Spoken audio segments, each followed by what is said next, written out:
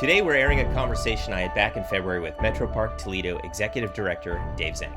In the past 15 years, Dave has transformed this government organization to be agile and innovative, building 10 parks in 10 years. His secret? A sharp focus on mission, vision, and values. Let's hear how he crafted this new culture intentionally.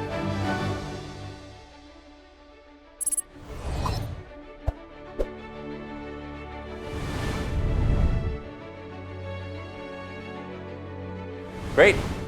Great fortune to be here with Dave Zank, who is the Executive Director of the Metro Park of Toledo, which is a pseudo state-run organization or a public organization. Tell me a little bit about the Metro Park. Yeah. So we're technically a political subdivision of the state, which I know doesn't mean anything to anybody, but we our primary focus is really conserving the region's natural areas. So our kind of jurisdiction is Northwest Ohio, and we really focus on two things. We focus on conserving and in some cases creating some of the most significant natural resources, and then really trying to figure out ways that we can creatively attract people to having great experiences in those resources. So you've been in this role for 4 years, and over that period of time, you've grown from 70 people to over 200. Massively increased your scope. How does a sort of a public enterprise with a mission compete with commercial enterprise that has the ability to pay and all of those things in a world where we have a war on talent? Right, yeah. So at the end of the day, we're pretty fortunate in that a lot of times businesses have to really struggle with talent alignment. So one of the things that we've focused on, knowing we will never be the agency that can attract talent purely based on what we're going to pay you. We just can't as a public agency. So we had to get creative in terms of how we could bring in the right people.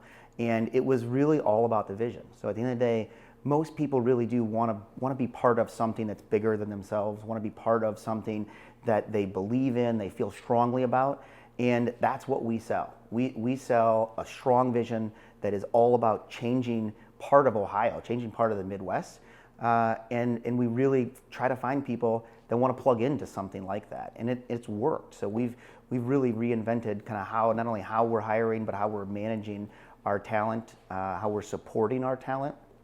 And we've got people coming now from the, just last year as an example, we've got a lady that's managing now a lot of our business strategy as we start to get into different areas of enterprise.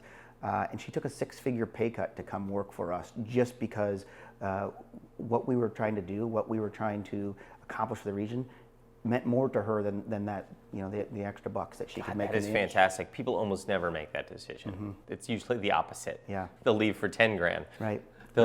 So it seems to be working. You have a 100% approval rating on Glassdoor, where your people obviously believe in you, in what you're building and curating. How do you rally the troops? How do you get everyone bought into this unified vision? Yeah, I mean, this has been a lot of time has been spent on this in the last 4 to 5 years. So, firstly, we're going to approach 100 years old here fairly soon. So our agency's been around forever.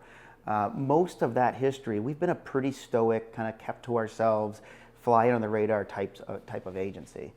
So culture change, 100 years of right. Not change. Right. So and now you are trying to step on the gas with change. Now we're trying to step on the gas with both feet, right? So we've got a portion of our overall talent that now works for a place that was very different, that is very different than when they hired into. And so we're asking people to think differently. We're asking people to really push the norm and be a little bit more creative and nimble. And various areas of our agency have responded, quicker or better than others. We're working as a for instance, right now, we have a whole arm of our agency that are commissioned law enforcement officers. And so, when you go into the field of law enforcement, things that sort of inspire you are kind of delineated rules and procedures and policies. And that's not who I am at all. We threw all that out of the window because you don't get to someplace new by just following the way we've done things. Yeah. And so the point of this is we're really working with particularly our law enforcement area, but others as well, to be able to say, look, we get that we're asking you to do things and to think very differently, and even differently than anyone else in your particular field. But the end game, kind of where we're going is the why. And when people understand that, okay, it's not a crazy ask in that context, kind of the assistance and having them buy You have your into own that. police force, effectively. We do. And they might be one of the principal points of contact with your employees, if you Right. will, with the general consumer. Right.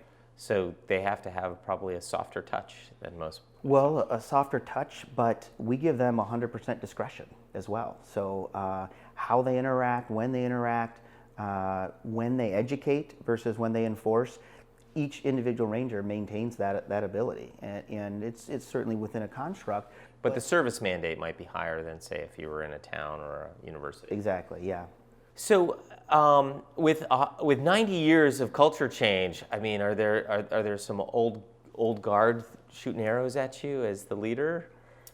There were, but There were. there You were. fought through it. We did. I think we're really over the hump now. So, and again, we're talking about people that hired in comfortable in a role, comfortable with an agency that was just kind of under the radar. So this was a big culture shock when you go from just operating a collection of great parks to pursuing a vision that is attempting to change an entire region, an entire part of a state. That's a big right turn. And so, as we think about that, early on, people were really kind of almost scared, right? Because we were talking not only the pace of work had to pick up, but really everything associated with it. So we went through a process to realign our team. We talked a lot about fit and refit. So the fact of the matter was, this agency might not be a great place for you anymore, and that's okay. We're changing, and if there isn't a new spot for you relative in this new vision, then that's fine. But others were able to really see where we were going, and frankly, it breathed a lot of new life and new energy into the majority of our team. Yeah, you were telling me that some of your entry level types, just a few short years in, you're really leaning on them with management, bigger initiatives. Yeah. There's been a great opportunity for some of your new folks. It really is. So we were just sort of during this change, kind of natural attrition, we lost a long-time director of human resources, sort of the lady that was really managing. We're collectively bargained for, so we've got union relationships with some of our field staff. So she was managing all of those kinds of nuance and relationships, doing a lot of the onboarding. And we knew we just wanted to do something totally different. So across our agency, we had too few doing too much. And so we needed to inspire and really have people from all areas of our organization participating in really the same kind of meaningful, impactful way. And so we really started taking some real leaps of faith with people that believed in what we were trying to accomplish. And so as an example, we took one lady that was managing one area of our volunteer department, and really with almost no experience in this area, tapped her to become the new human resources person. And so her focus now is solely on talent management. We kind of created a totally new position. So very strategic HR person. Yeah, her title is simply the manager of people and performance. That's awesome. And so she does nothing but helping us identify the right people and then ensuring that once they're in the door, they're consistently growing and supporting from an institutional perspective. That's state of the art in a for-profit. It's for a state-run entity. Yeah. That's truly remarkable. Well, and again, it goes back to your earlier point, in that for us to be competitive right now with where we are from a talent battle, we have to be able to offer some of these things, because it's amongst our competitors, to some degree, it's status quo. So we have to not only do it, but we have to do it better, and then take those tools and layer on our vision and what we're trying to accomplish for the community. How involved are you with bringing on the team and the actual hiring piece? Are you getting more and more involved as you're going from 70 to 200 people in the last 4 years? How involved are you getting in that process? So I'm actually getting less involved now, right? Because the team that we have in place, whether they know it or not, and it might scare the hell out of them, they're really starting to think like me and see things the way that I do. And so when we now look for some of these atypical hires, bringing in folks from areas of either our community or from sectors of business that we'd have never thought about, we're getting more strategic about how we identify these people, and frankly, most of our new hires, we're going out and specifically poaching. So we're recruiting people from other industries and bringing them in because of what we're trying to accomplish. That's great. It's remarkable that you can poach from private enterprise. Right. Yeah. Almost at a disadvantage. So it really speaks to the vision that you've been able to build. Yeah. Are there some, entities out there, either public or private, that are your North Star that you'd like to be like, going forward? There are bits and pieces of entities, but when you're as diverse of an agency as we are, and you don't benefit from the simple notion of the bottom line as your key performance measurement, there really isn't one entity. So we take clues and bits and pieces of kind of what's working from some of our peers, certainly, but more and more we're looking out of our industry, and that kind of resonates. Like things like Disney and... Certainly we've sent people to Disney. Have you really? Yeah, we've also done a lot of work. So given the fact that a lot of our vision right now is focused on reinventing and kind of challenging who we are as a region, asking our total community to rethink who they want to be.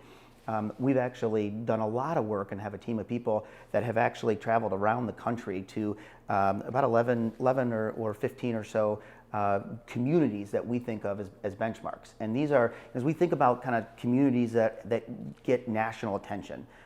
Like San Diego Zoo or something? Well, it's a lot of times it's the communities that you would think of. It's New York City, it's Chicago, it's those types of cities. But what we really started to learn is the emerging regions, the emerging communities are places like Boise, Idaho. Yeah. So, a lot of people are surprised to hear this. It's places like Des Moines, right? So most of us were not in a big hurry to rush out and travel to Des Moines when we started to do this research on them. But what we realized was they had really similar stories. So Des Moines, for instance, 10 years ago was called the dullest city in America.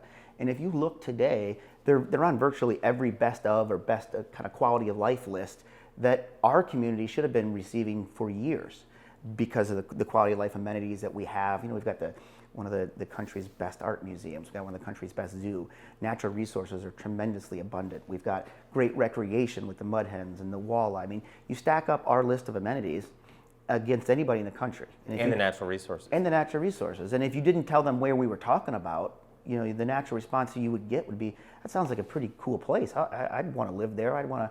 Well, we weren't. Not only were we not telling the story, but we weren't really stitching all of these amenities that we had together.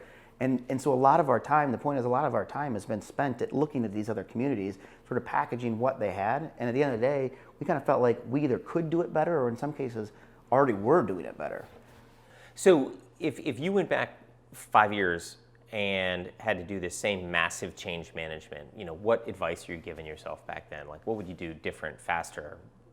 What would you have a do-over? Yeah, so one of the early lessons, or I guess takeaways, since we've pushed through a lot of the baggage associated with the change, was early on we really focused on more the functional acumen, someone's technical abilities to be able to fulfill an obligation or a role for our agency. And what we realized is that wasn't good enough. So again, we're hiring people. We have architects and engineers and law enforcement officers and marketers, and you take any one of those things, and the requisite skills that it takes to do that role well. In almost all of our areas, we had the skill. What we didn't have was sort of the rapport to be able to work together. So it's one thing to know what you want to do and to launch a vision and to go carry it out. It's another thing to want to do that with the people that you're surrounded with, right? And so that was, in some cases, that was the thing that I don't think clicked with me or with our team soon enough, and just the fact that somebody was getting the physical work done really today is not tolerated. So as you're, with Lori and your strategic human capital talent process, has that factored in? Are you doing less on the resume and more on the attitudinal effects? It really is, yeah. So, we're using a lot of your tools now to measure not only engagement, but it's one of the first tools that we use so we understand kind of team dynamics as well. So, you don't get to talk to us until we know you've got the resume, right, that suggests you've got the acumen. But in addition to that, how are you going to fit in with our people? What skills do you bring that support the team dynamic that we know now is necessary to pull off the work that we're doing? So when you are involved with the hiring process, what's your favorite interview question to ask? That's a good question. So traditionally for us right now, and for me, one of the things I like to talk about is I really get into who they are as a person. So it's really not at all about work. But I would ask you, Mike, during your off time, what do you do, right? And so this is often kind of a something that people haven't thought about. But the fact of the matter is, if you don't recreate in nature, if you're not out kayaking or fishing, whatever it is, You're not going to have a love hiking, for the mission. You're not going to buy into what we're trying to accomplish, right? And it really. I'll be out on the water to answer your question. On a sailboat. Are you okay? All right, good for you. So that you would count. I would hire you. So just what's your favorite part in the Metro Park system? What's your favorite spot? You're going to give it away. I don't know if I can give it away. I'm going to tick a lot of people off at work, but our region, Northwest Ohio, is really comprised of 3 different natural systems. So out west, we have the Oak Openings region, which has more rare and endangered plant species than any place else in Ohio. Connecting then that system to the eastern side of our county is a series of rivers and streams. So we're really, literally on today the Great Lakes' largest tributary. And then out west, we have a whole host of coastal wetlands and coastal marshlands. And so for me, if I have to just get away and get out, I'm in a kayak with a fishing pole, kind of out against the lake and spending time on water myself. Oh, fantastic. Yeah. I've seen a lot more fishing kayaks these days. It seems like the fastest growing segment of the sport. It really is, yeah. So I think because it's accessible. It's accessible. In our state, there's been a significant downward trend in motorized boating and kind of an inverse relationship with paddle sports. That's great. So, yeah. That's great. Well, it's been fantastic to get to know you. The fact that you've been able to pull off such a mission with a state-run organization and outcompete private enterprise is just phenomenal. Well done. It's fun work. Yeah, great. Thanks, Dave. Yeah, thank you.